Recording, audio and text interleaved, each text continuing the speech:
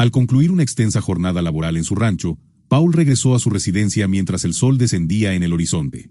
A su llegada, fue acogido por las afables sonrisas de su esposa, Sadie, y su hija, Rebecca. La cena, recientemente preparada, aguardaba, con la esperanza de Sadie de que la familia compartiera la mesa según su costumbre. Durante la cena, Sadie le presentó a Paul una proposición para la velada: asistir a una función teatral en Kansas City. No obstante, Paul se vio en la obligación de declinar la invitación debido a un compromiso ineludible que requería el traslado de un centenar de cabezas de ganado a una localidad adyacente esa misma noche. Con el fin de no malograr sus planes, las instó a que asistieran en su ausencia, sugiriendo la posibilidad de pernoctar en la residencia de un amigo de la infancia en la ciudad si el regreso se demoraba. Después de una breve deliberación, Sadie asintió y emprendió el viaje con Rebecca, dejando a Paul al cuidado de sus quehaceres. Poco tiempo después, Isaac, su colega, se presentó para colaborar en la carga del ganado. Paul se despidió de su esposa e hija, encomendándoles que se cuidaran y mantuvieran comunicación. Con el ocaso definitivo, Paul se concentró en sus labores con el rebaño, mientras Sadie y Rebecca iniciaban su trayecto hacia Kansas City. La trama se desplaza a continuación a Kansas City, escenario donde un líder delictivo, de nombre Klein, percibía el declive de su organización. Enfurecido por una operación malograda que había permitido la evasión de varias mujeres cautivas, su cólera lo llevó a ejecutar a uno de sus subordinados sin vacilación. De inmediato, instruyó a su hombre de confianza, Mas, para que procurara nuevas víctimas en sustitución de las fugitivas. Posteriormente, Klein se retiró a un aposento adyacente con su consejero para planificar la siguiente fase de expansión de sus actividades criminales. De regreso en la propiedad rural, Paul acudió a la residencia de su padre, Richard, con el propósito de solicitar el préstamo de un camión, dado que carecía de los vehículos necesarios para el transporte de la totalidad del ganado.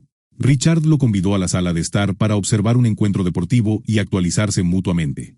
Durante la conversación, el dispositivo móvil de Paul notificó una videollamada entrante de Rebecca, quien le comunicó con entusiasmo su inminente llegada al estacionamiento del teatro.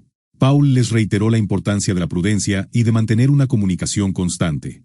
Momentos más tarde, aún durante la videollamada, Rebecca y su madre arribaron al estacionamiento.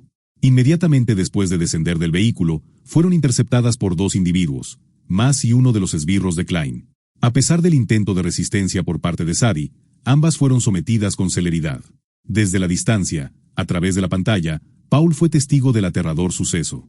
En un acto desesperado por proteger a su hija, Sadie se enfrentó a sus agresores, pero su vida fue cegada abruptamente.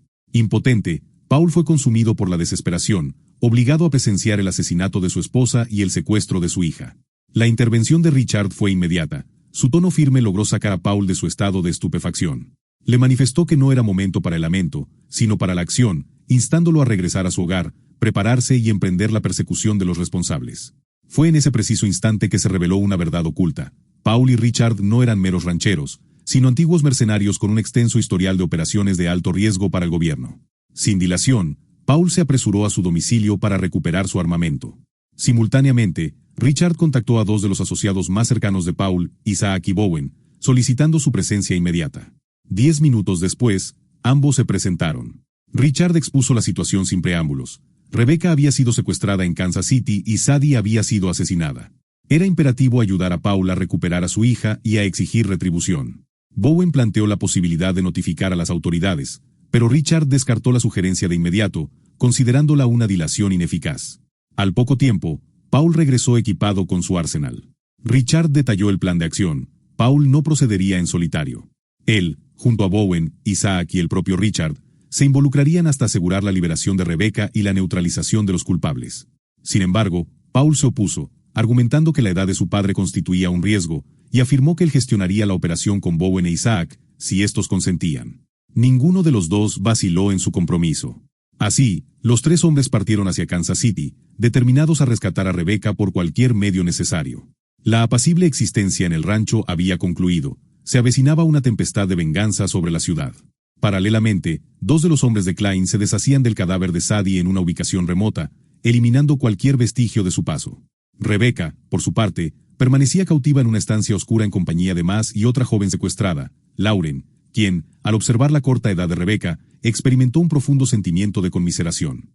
En otro punto de la ciudad, Paul, Bowen e Isaac llegaron a su destino. La primera acción de Paul fue inspeccionar las inmediaciones del teatro, el último lugar donde tuvo contacto visual con su familia. Los recuerdos lo asaltaron con una fuerza abrumadora.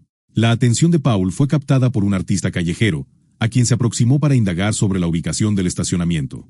El individuo intentó obtener una compensación económica, lo que provocó que la escasa paciencia de Paul se agotara, obligándolo a emplear la intimidación para obtener la información. Amedrentado, el artista se ofreció a guiarlos personalmente. Gracias a esta indicación, localizaron el vehículo de Sadie. Paul instruyó a sus compañeros para que se dispersaran en busca de indicios mientras él inspeccionaba el automóvil. Poco después, Paul identificó a Mass y a uno de sus cómplices en las cercanías, evidentemente buscando nuevas víctimas. Al ser interpelados por Paul, emprendieron la huida. Esta reacción confirmó las sospechas de Paul, quien abrió fuego, hiriendo al acompañante de Mass mientras este último lograba escapar. En ese instante, Bowen e Isaac regresaron. Sin demora, Paul introdujo al hombre herido en el vehículo con el fin de interrogarlo. Media hora más tarde, el cautivo fue trasladado a un almacén abandonado. Allí, Paul reconoció su rostro. Era el mismo individuo que había sujetado a Sadie, cuya imagen estaba indeleblemente grabada en su memoria. Dominado por una furia incontenible, Paul lo agredió. A pesar de los intentos de Bowen e Isaac por contenerlo, Paul estaba fuera de sí. Tras el violento arrebato, forzó al hombre a hablar. Con su último aliento, el esbirro susurró una única palabra, Westport, antes de fallecer. La pérdida de control de Paul resultó insostenible para Bowen, quien decidió desvincularse de la operación y regresar a su hogar. Paul no se opuso e incluso ofreció a Isaac la misma posibilidad, pero este decidió permanecer a su lado. Ya en el vehículo, Paul solicitó a Isaac que investigara el término Westport, que correspondía a una clínica dental en las afueras de Kansas City. Se dirigieron al lugar sin demora. Al llegar, irrumpieron en el establecimiento, descubriendo que se trataba de una fachada para un local clandestino frecuentado por toxicómanos. Lograron capturar al propietario, un dentista de nombre Babel, mientras intentaba huir. Paul lo interrogó exhibiendo una fotografía de Rebecca y exigiendo información. Bajo coacción, Babel admitió que la joven se encontraba en la imprenta de Klein, la cual operaba como centro de trata de personas y contrabando. Paul continuó el interrogatorio para determinar el grado de implicación de Babel, quien confesó poseer una participación del 20% en las operaciones de Klein. Con esta confesión, Paul lo obligó a guiarlos hasta la fábrica. Sin embargo, al salir de la clínica, fueron emboscados por los hombres de Klein. En medio de la confrontación, Paul tomó a Babel como rehén, amenazando con ejecutarlo si Klein no deponía las armas. Klein, lejos de amedrentarse, replicó con sorna que la muerte de Babel le resultaría económicamente beneficiosa y ordenó a Mass que los eliminara a todos. Se produjo un intenso intercambio de disparos. En inferioridad numérica, Paul fue herido y perdió el conocimiento. Isaac y Babel fueron abatidos en el lugar. Tras el enfrentamiento, Klein instruyó a Mass para que trasladara a Paul a su base para su ejecución. En el escondite, mientras dos subordinados de Klein sacaban a Paul del vehículo, fueron atacados sorpresivamente por un músico callejero que los neutralizó con su guitarra, para luego tomar a Paul y desaparecer en la noche. Cuando Paul recobró la conciencia, se encontraba en una modesta vivienda, con sus heridas precariamente atendidas. Al salir, descubrió con asombro que su salvador era Randall, su amigo de la infancia. Tras agradecerle, Randall le advirtió con seriedad que las balas seguían alojadas en su cuerpo y requería atención médica especializada. A pesar de la intención de Randall de trasladarlo a un hospital, Paul se negó, aduciendo que su única prioridad era localizar a Klein. Randall lo persuadió para que regresara al interior y le advirtió que una confrontación directa en su estado actual sería fútil. Le propuso entonces una alternativa. Un conocido suyo, un chamán líder de un culto local, poseía la capacidad de sanar cualquier herida mediante el tacto. Aunque escéptico, Paul, ante la falta de opciones, aceptó. Llegaron al establecimiento regentado por el curandero, un hombre llamado Kirk, quien operaba desde un bar con una apariencia distinguida. Randall expuso el motivo de su visita. Kirk confirmó que podía sanar las heridas de bala, pero estipuló una condición. A cambio, Paul debía unirse a su culto. Sin otra alternativa viable, Paul accedió, solicitando que el procedimiento se realizara de inmediato. Con un solo gesto, Kirk sanó completamente las heridas de Paul, restaurando incluso su vestimenta. Asombrado, Paul se comprometió a cumplir su parte del trato una vez que hubiera rescatado a Rebecca y desmantelado la organización de Klein. Kirk aceptó los términos. Acto seguido, Paul y Randall partieron, dispuestos a concluir la operación ese mismo día. Randall le confirmó su participación, motivado por un odio personal hacia Klein, cuya influencia había sido perniciosa para la ciudad durante años. Juntos, se dirigieron a la imprenta. Al llegar, constataron que el lugar estaba fuertemente vigilado. Carentes de armamento, contactaron a un traficante para equiparse. Poco después, Paul, con el rostro pintado para la batalla, inició el asalto frontal mientras Randall se infiltraba por la retaguardia. En otra sección de la fábrica, la salud de Rebecca se deterioraba rápidamente a causa de una fiebre severa. Lorene solicitó asistencia médica a un guardia, pero este le administró una sustancia que le provocó la muerte casi instantáneamente. Enfurecida, Lorene atacó al guardia, lo desarmó y huyó tras abatir a varios otros centinelas, escapando en un vehículo robado. Mientras tanto, Randall combatía en el interior utilizando únicamente su guitarra como arma. Paul, por su parte, se enfrentó a Mass en un combate brutal que culminó con la muerte de este último.